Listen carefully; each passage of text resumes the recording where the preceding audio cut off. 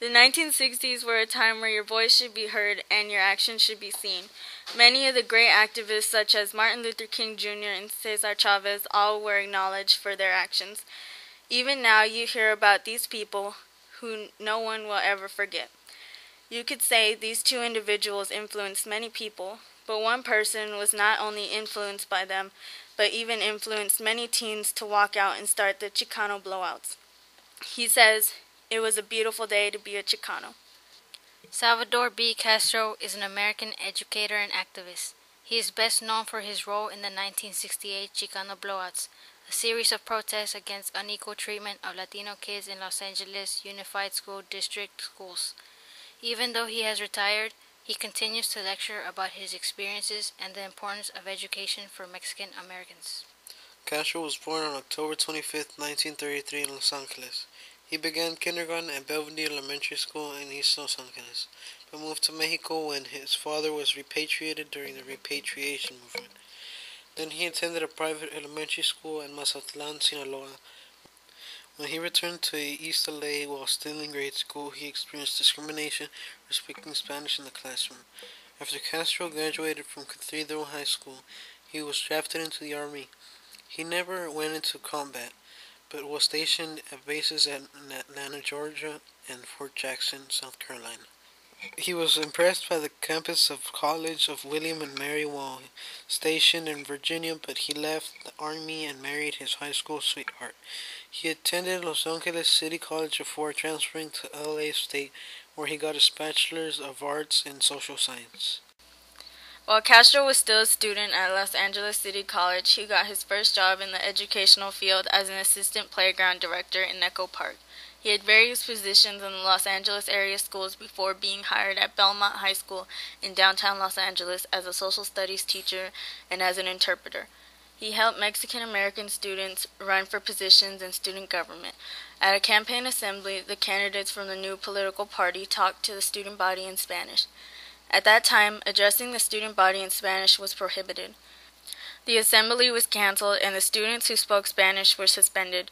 Castro was unaware of the rule and had told the students they could use Spanish. He was immediately transferred to Lincoln High School in Lincoln Heights, East Los Angeles. Castro continued his education at CSULA.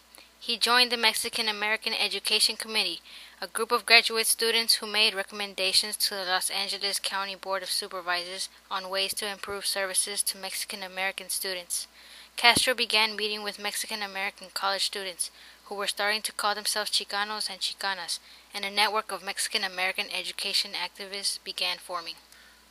The result of the activists forming was the holding of Chicano Youth Leadership Conference. It was first held in 1963. Students discussed inequalities between schools within the LAUSD, the need for bilingual and culturally relevant education, and the need for systemic reforms that would place the students on the track to higher education. The Piranha Cafe became the headquarters for the movement. Underground newspapers created the idea of a boycott of East LA schools as Castro helped students make demands of the school board. District officials ignored the students' demands, so the idea of boycott grew stronger. Following small walkouts, students from 5 public schools in East Los Angeles, including Lincoln, and some Chicano college students, coordinated unified protests.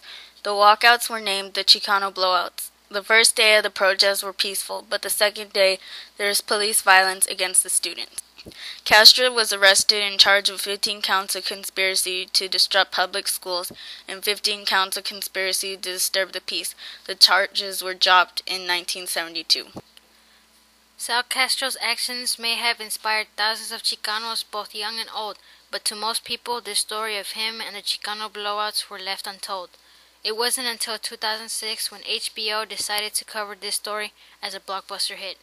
They took the story from the people that were involved in the walkouts because they lived it and most likely could tell it the best. The movie Walkout explained in detail what students went through being Chicanos and how their teacher Sal Castro inspired them to let their voice be heard.